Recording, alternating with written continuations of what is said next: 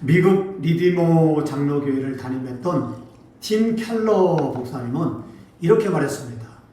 복음은 내가 생각했던 것보다 더 큰 죄인인 것을 깨닫게 해주고, 또한 내가 생각했던 것보다 더 사랑을 받는 하나님의 자녀가 된다는 것을 알게 해준다. 그렇습니다. 나는 할 수 없지만 그리스도와 함께라면 모든 것을 할 수 있게 만들어주는 것이 복음입니다. 나는 약하지만 강하고 아무것도 없는 자 같지만 모든 것을 가진 자로 살아갈 수 있게 만들어주는 것이 복음입니다.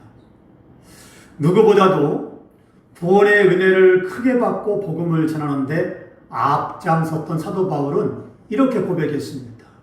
고린도후서 6장 9절로 10절 말씀 보면, 무명한 자 같으나 유명한 자요 죽은 자 같으나 보라, 우리가 살아있고 징계를 받는 자 같으나 죽임을 당하지 아니하고, 근심하는 자 같으나 항상 기뻐하고, 가난한 자 같으나 많은 사람을 부유하게 하고, 아무것도 없는 자 같으나 모든 것을 가진 자로다. 이 고백이 저와 여러분의 고백이 되기를 주의 이름으로 축원합니다. 아멘. 본문은 은혜의 복음이라는 제목의 말씀입니다. 이 시간 우리는 본문을 통해서 복음을 통해 우리가 어떤 은혜를 받으며 살고 있는지를 깨달으며 은혜를 받고자 합니다. 오늘부터는 갈라디아서 말씀을 나눠보겠습니다. 갈라디아 교회는 사도 바울이 제1차 이방인 지역을 선교할 때 갈라디아 지방에 직접 개척하여 설립한 교회입니다. 갈라디아서는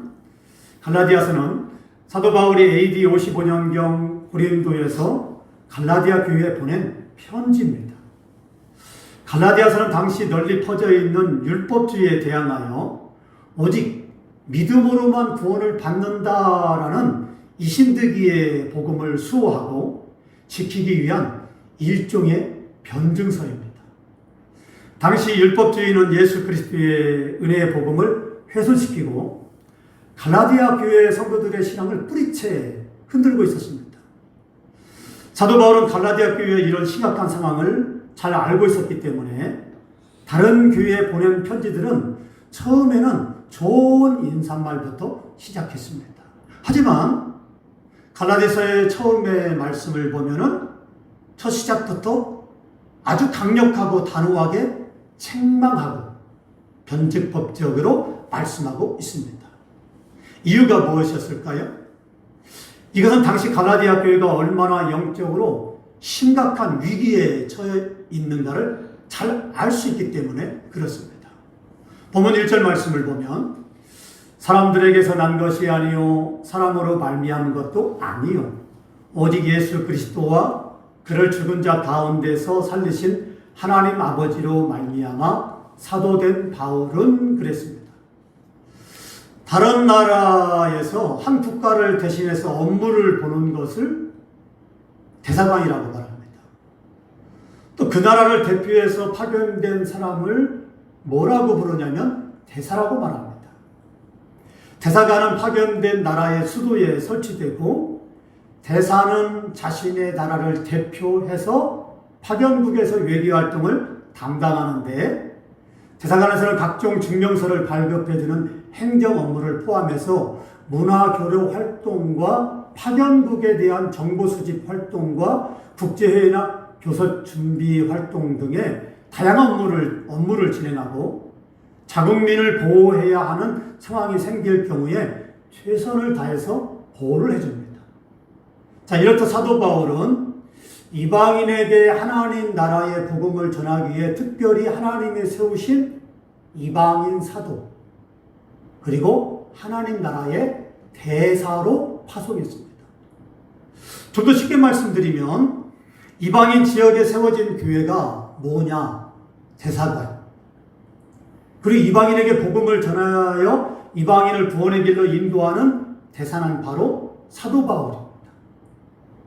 이런 사도 바울은 자신을 가리켜서 나는 사람들이 세운 것도 아니다.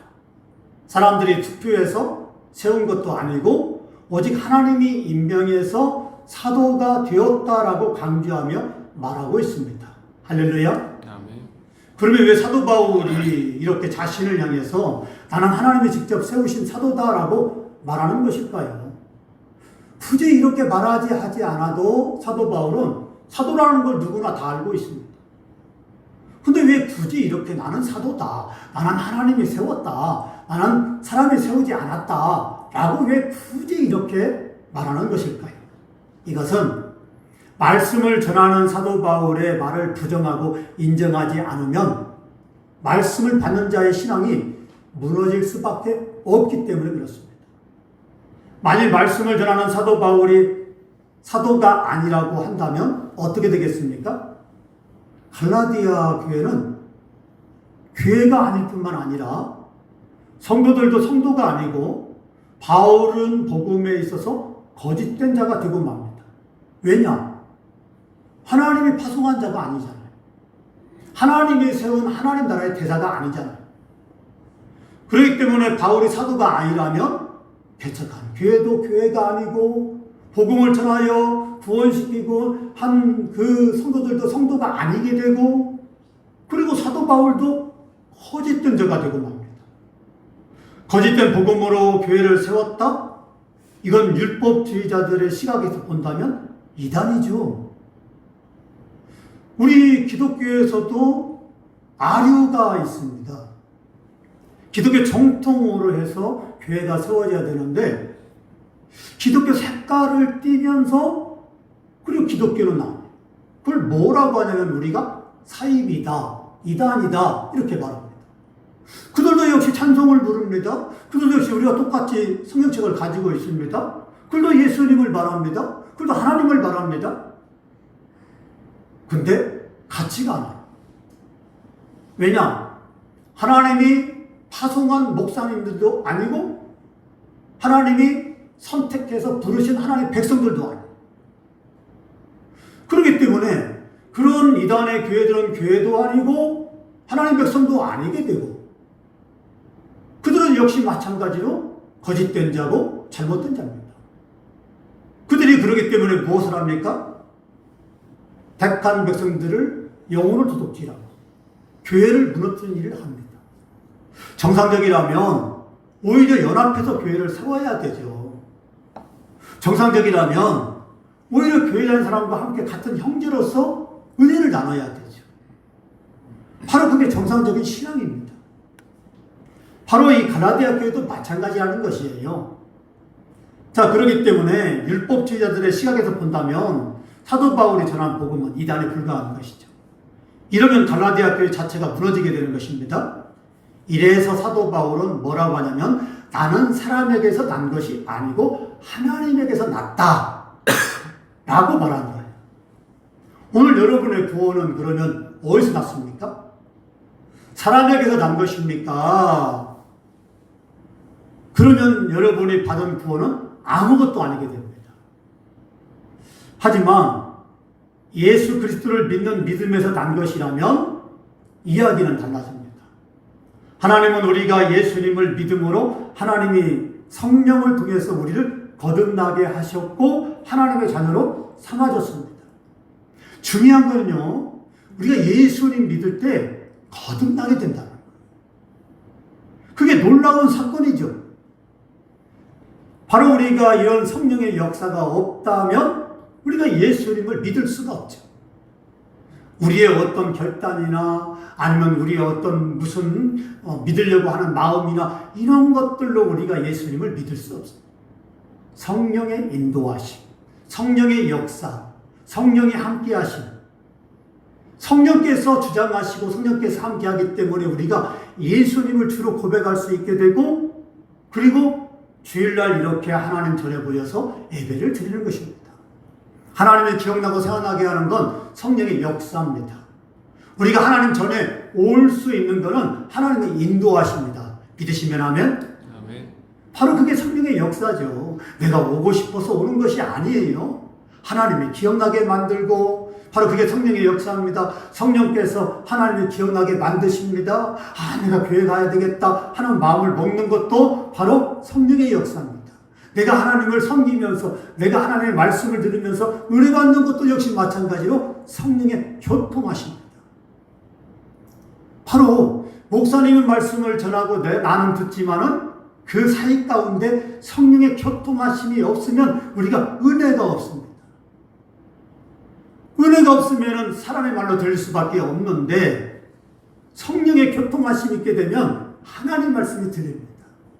하나님 말씀이 들려지게 되고 맞다, 아멘, 그래, 그렇지, 그렇게 살아야 되지 이렇게 우리가 깨닫게 됩니다. 바로 그게 하나님의 은혜고 성령의 역사라는 것입니다. 바로 그렇기 때문에 우리가 하나님 말씀을 들을 때 바로 그 성령의 교통하심이 있어야 돼요. 또 하나님께서 우리를 성령을 통해서 거듭나게 하셨고 하나님의 자녀로 삼아줬습니다. 이것을 성령이 보증하십니다. 그렇다면 우리는 구원받은 하나님 백성으로 천국에 들어갈 약속과 영생을 누리는 특권을 받았습니다. 이런 우리의 구원은 하나님이 우리 각자에게 직접 주신 것입니다. 할렐루야. 아멘. 우리가 그렇게 믿는다, 우리가 그렇게 생각한다, 이렇게 해서 우리가 안 하는 거 천국에 들어가고 영생을 얻고 내가 들었으니까 그래 뭐 이렇게 하는 것이 아니에요. 성령의 보증. 보혜사 성령께서 하나님 말씀이 기억나고 생각나게 하실 뿐만 아니라 하나님의 약속을 성령이 보증하시기 때문에, 그렇기 때문에 우리의 마음에 그 보증서가 확고하게 새겨집니다. 그렇기 때문에 우리가 믿고 싶어서 믿어지는 것이 아니라 성령의 역사로 말미암아 하나님의 약속이 믿어지는 줄로 믿습니다. 할렐루야. 아멘. 바로 그게 믿음입니다. 바로 그게 하나님의 은혜라는 것입니다. 사도 바울이 갈라디아 지방에 복음을 전해서 갈라디아 교회를 세웠습니다. 그리고 다른 지방으로 가서 거기서도 복음을 전하여 교회를 세웁니다. 이렇게 사도 바울은 복음의 씨앗을 뿌리고 다른 곳으로 가서 복음의 씨앗을 또 뿌립니다. 그러니까 우리가 지금은요 교회를 개척해서 이렇게 교회를 세운다고 하지만 사도 바울 당시에는 그렇게 하지 않았습니다. 여기서 복음을 씨앗을 뿌리고 또 바로 가서 다른 곳에 복음을 씨앗을 뿌립니다. 그러니까 교회는 세워졌어요. 근데 돌볼 겨를이 없어요. 그러면 믿는 자들끼리 모여서 예배를 드립니다. 그래서 그들이 약식으로 예배를 드리고, 그리고 그렇게 하나님께 모여 매주일 예배를 드리라고 당부를 합니다. 그리고 다시 또 가서 부지런히 가서 복음을 증거합니다. 이렇게 계속 가서 교회를 세우는 거예요. 그리고 난 다음에 다시 제2차로 가서 교회가 세워진 곳에 가서 다시 교회를 잘 세워질 수 있도록 그 모인 성도들에게 다시 복음을 전하고 말씀을 전하고 다시 당부하고 하게 됩니다. 자, 그런데 이후에 유대 율법주의자들이, 즉 거짓 교사들이 갈라디아 교회에 가만히 들어와서 믿음으로만은 구원을 얻을 수가 없고 모세의 율법을 따라 할례를 행하고 율법을 지켜야만 구원을 받을 수 있다라고 가르쳤습니다. 이러면서 자신들의 주장을 뒷받칠 만한 근거로 바울의 사도권에 대해서 의문을 제기하는 등 부정적인 태도를 보였습니다. 자, 이런 거짓 교사들은 바울이 안디옥 교회로부터 파송을 받았다는 점을 들어서 바울의 권위가 하나님이 아닌 안디옥 교회 지도자나 성도들로부터 왔다고 갈라디아 교회를 미혹합니다. 봐라, 우리는 하나님이 보낸 사도들이다. 봐라, 우리는 모세의 율법을 가지고 있지 않냐. 그러니까 너희들도 할례를 받고 율법을 지켜야만 구원을 받는다. 모세 오경이 그렇게 말하고 있지 않냐. 사도 바울은 그렇게 말했지만 안 하는데요. 가짜야. 봐라, 사도 바울은 안디옥 교회에서 파송했고 안디옥 교회 지도자들이나 안디옥 교회 성도들이 파송한 것이지 하나님이 파송한 것이 아니야. 그러니까 갈라디아 교회 성도들은 막 헷갈리는 거예요. 그럴까? 듣고 보니까 그런 것 같네. 율법을 지켜야 구원받는 것 같아. 모세가 그렇게 말했지 않냐? 사람들이 그러면서 335 모여가지고 이 사람들이 진짜 하나님 보낸 사도 같아. 그래서 갈라디아 교회의 거짓 사도들이 우리가 진짜 사도고 사도 바울은 사도가 아니다라고 말하니까 이들은 그렇게 막 혼동되기 시작합니다. 자, 보십시다. 자, 이렇게 미혹하니까 이렇게 거짓 교사들은 바울의 권위를 떨어뜨리고 복음 자체를 변질시키는 등 엄청난 결과를 초래했습니다. 믿음으로만 구원을 받는 게 아니라 율법을 지켜야만 구원을 받는다라고 말했던 거예요. 그 사도 바울은 편지를 보내서 뭐라고 했습니까? 아니다. 오직 믿음으로만 구원을 얻는다는 것, 얻을 수 있다. 이것을 갈라디아 1절부터 처음부터 단호하고 강력하게 말했던 것입니다. 할렐루야. 아멘. 오늘 우리에게 중요한 게 뭡니까? 믿음이에요. 믿음입니다. 바로 그 믿음으로 살아갈 때 하나님은 기뻐하시고, 그리고 우리가 믿음으로 산다는 건 무엇입니까? 바로 믿음으로 산다는 건 행위와 순종이 뒷받침된다는 것입니다. 내가 믿음으로 산다는 건 입술로만 되는 것이 아닙니다. 행동으로 나타나게 되는 것입니다. 그렇기 때문에 우리가 믿음으로 산다는 것은 바로 이 행위와 동전 앞면과 뒷면이 하나가 붙어 있듯이 바로 그렇게 우리가 믿음으로 살 수밖에 없습니다. 사도 바울은 자신만의 신앙의 정체성과 복음의 정체성이 아주 뚜렷하고 확실한 사람이었습니다. 한번 볼까요? 빌립보서 3장 8절 9절 말씀에 또한 모든 것을 해로 여김은 내 주 그리스도 예수를 아는 지식이 가장 고상하기 때문이라. 내가 그를 위하여 모든 것을 잃어버리고 배설물로 여김은 그리스도를 얻고 그 안에서 발견되려 함이니. 갈라디아서 1장 8절 말씀에 그러나 우리나 혹은 하늘로부터 온 천사라도 우리가 너희에게 전한 복음 위에 다른 복음을 전하면 저주를 받을지어다. 우리의 신앙의 정체성이 뭡니까? 바로 예수 그리스도입니다. 예수 그리스도가 기준이 되어야 되고, 예수 그리스도가 목표가 되어야 되고, 예수 그리스도가 우리의 삶의 목적이 되어야 돼요. 이게 흔들리기 시작하면 우리 신앙은 무너질 수밖에 없어요. 내가 먹고 사는 게 먼저 우선이 되고, 돈이 우선이 되고, 성공이 우선이 되고, 내가 잘 되는 게 우선이 되면 우리의 신앙의 정체성은 무너지게 됩니다. 잘 먹고 잘 살아야 되죠. 성공해야 됩니다. 돈 많이 벌어야 됩니다. 그게 나쁜 것이 아니에요. 그게 잘못된 것이 아닙니다. 우리 믿는 사람은 이왕이면 안 믿는 사람보다 부유하게 살아야 돼요. 복된 삶을 누려야 살아야 돼요. 하지만 그게 목적이 돼서는 안 된다 이 말이에요. 그게 삶의 목표가 돼서는 안 된다 이 말입니다. 우리가 예수님을 목표로, 예수님을 목적으로 우리가 살아갈 때 먼저 그의 나라와 의를 구하면 굳이 우리가 세상에 무엇을 먹을까, 무엇을 마실까, 무엇을 입을까 염려하지 않아도 하나님은 이 모든 것을 다 더해주겠다고 약속해 주셨습니다. 할렐루야. 그렇기 때문에 우리가 그걸 쫓아가지 않아도 하나님은 우리 삶을 복되게 만들어 주십니다. 왜? 하나님의 약속이 있으니까. 그 약속을 믿고 사는 게 무엇입니까? 믿음이죠. 그렇게 우리가 믿음으로 살아왔을 때 우리의 삶에 지금까지 살아온 것이 흔들렸습니까? 잘못됐습니까? 우리가 실패했습니까? 아니잖아요. 오히려 하나님이 기도하면서 하나님을 의지하고 그 순간순간 어떻게 결정해야 될까, 어떻게 해야 될까, 어느 길로 가야 될까, 우리가 하나님을 의지하고 나아갈 때 하나님은 더 좋은 길로, 복된 길로 인도해 줬잖아요. 그런데 희한하게요, 우리 삶의 목적과 목표가 예수님을 벗어나서 내 인생이 되었을 때는 희한하게 길을 잃어버려요. 희한하게 안 돼요. 잘 될 것 같은데 오히려 내 계획대로 안 되고 일이 틀어지게 되고 인생이 더 안 되는 걸 발견해 봅니다. 근데 그때 깨닫고 우리가 다시 예수님을 삶의 목표로 두고 우리가 살아가게 되면 희한하게 다시 원점으로 돌아오게 되고 인생이 복되게 되고 형통한 길로 하나님이 인도해 주시고 축복해 주십니다. 그렇기 때문에 우리가 예수님을 믿고 사는 게 그렇게 중요한 거예요. 예수님만 의지하고 사는 게 그렇게 중요한 거예요. 그래서 사도 바울은 뭐라고 했습니까?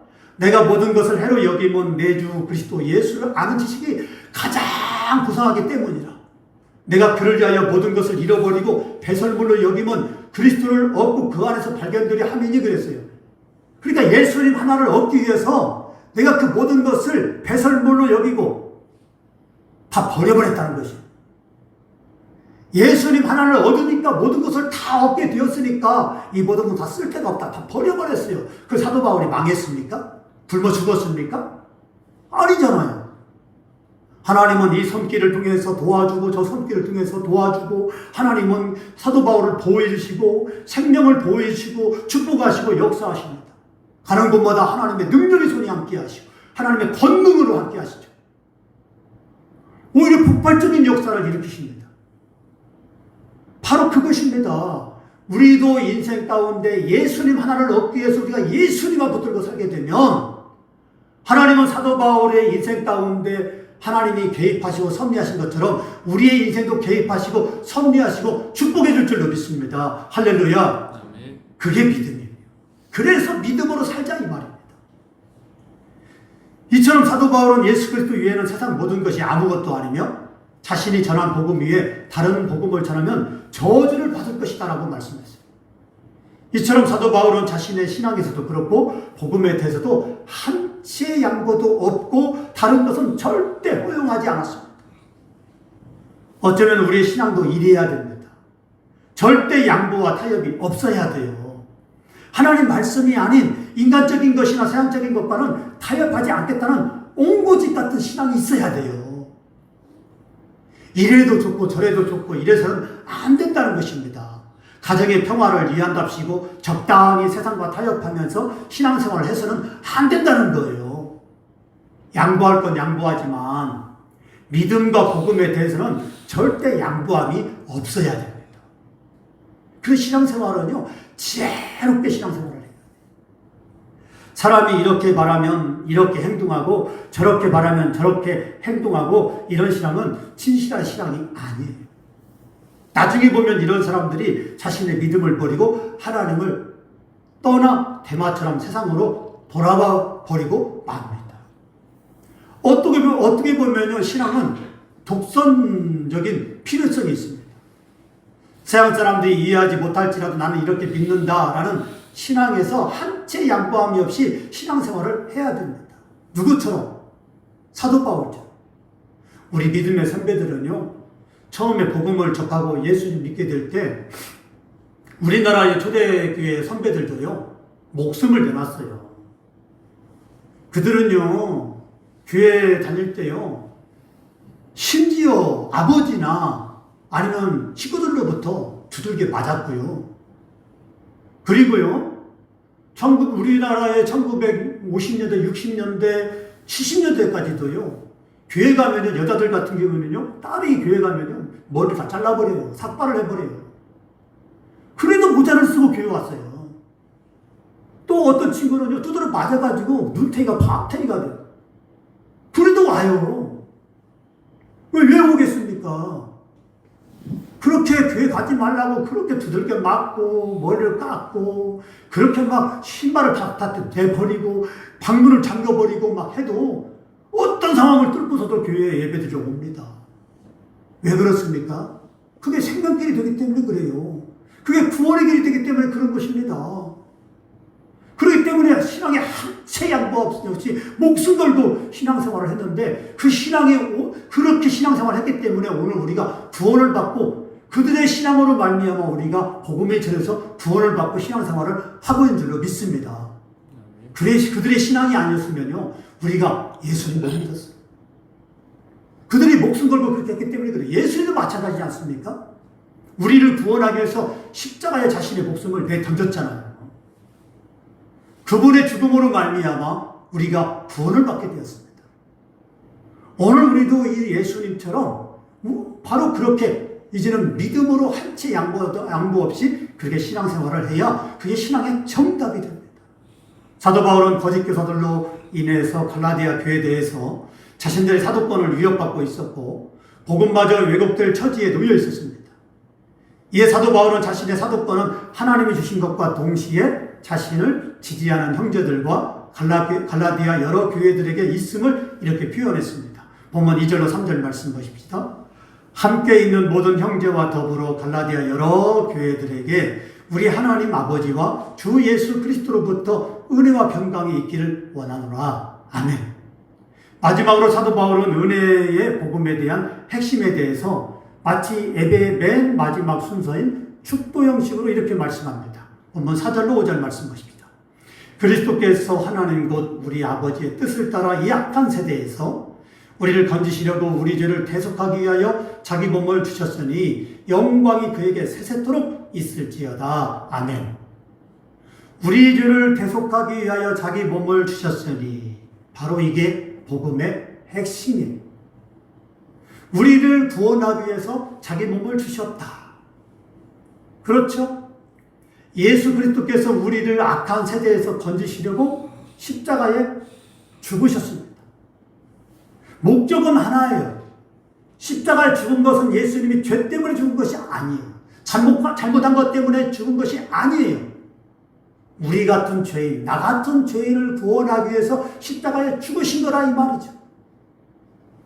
그렇습니다. 우리 스스로의 힘으로는 이 악한 세대에서 절대 구원을 받을 수 없어요. 노력으로 안 됩니다. 열심으로도 안 됩니다. 헌신으로도 안 됩니다. 고행이나 참선으로도 안 됩니다. 오직 십자가의 은혜로만 구원을 받을 수 있습니다. 십자가의 보혈의 피로서만 받을 수 있습니다. 예수 그리스도를 믿는 그 믿음으로만 우리가 구원을 받을 수 있습니다. 믿으시면 아멘. 아멘. 모든 환난에서 요셉을 누가 건졌습니까? 애굽의 강물에서 누가 모세를 건져냈습니까? 애굽의 노예에서 붙잡혀 있었던 이스라엘 백성들을 누가 출애굽시켰습니까? 베드로가 옥에 갇혔을 때, 그리고 바울과 실라가 빌립보에서 복음을 전하다가 감옥에 갇혔을 때 누가 이들을 감옥에서 건져내 주셨습니까? 하나님이십니다. 하나님이 아니면 요셉도 망했고 죽었고, 모세도 죽었고, 이스라엘 백성들도 다 죽게 되었고, 그리고 베드로와 바울과 실라도 다 죽었을 것입니다. 그러나 그들이 죽을 위기에 놓였을 때 하나님은 그들을 하나님의 권능의 손으로 건져냈습니다. 이건 오늘도 우리도 마찬가지입니다. 하나님이 세상 가운데 우리를 건져냈기 때문에 우리가 예수님을 믿고 구원받은 하나님의 택한 백성이 되었습니다. 할렐루야. 아멘. 바로 이것이 은혜의 복음이라는 것입니다. 사랑하는 성도 여러분, 우리는 언제나 은혜의 복음으로 살아야 합니다. 오직 십자가만을 붙들고 살아야 됩니다. 왜냐하면 여기에 구원이 있고 여기에 축복이 있기 때문에 그렇습니다. 할렐루야.